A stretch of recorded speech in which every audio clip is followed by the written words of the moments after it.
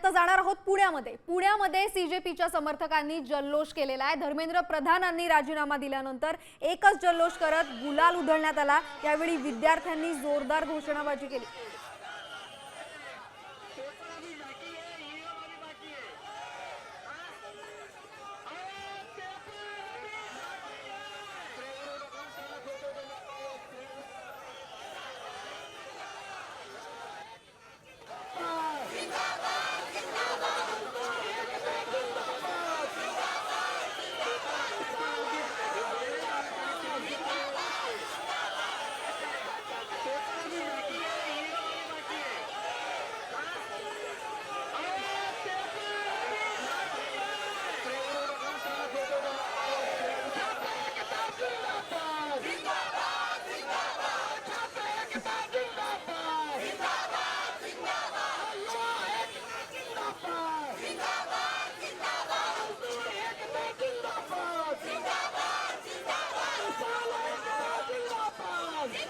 पुण्यामधली ही दृश्य आहेत जिथे सीजेपी समर्थकांचा जल्लोष पाहायला मिळतोय। जेनझी आहे ते यांनी अत्यंत कल्पक पद्धतीने पोस्टर्स हातात घेतलेली आहेत आणि डेक्कन परिसरामधली ही दृश्य आहेत जिथे सगळी तरुणाई सीजेपीच्या समर्थनार्थ जमलेली आहे। आज धर्मेंद्र प्रधान यांनी राजीनामा दिला, त्यानंतर सीजेपीने आपलं आंदोलन जे आहे जवळपास 35-36 दिवसापासून चाललेलं ते मागे घेतलं।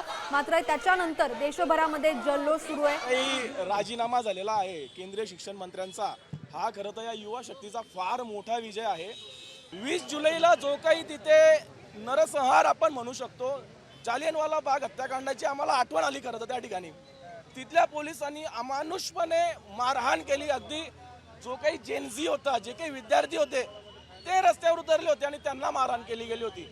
या सर्वांमध्ये जो काही विजय मिळाला आहे हा आज इतिहासामध्ये त्याची सुवर्णाक्षराने नोंद होईल। की I don't think resignation was just enough. Resignation was just an easy step.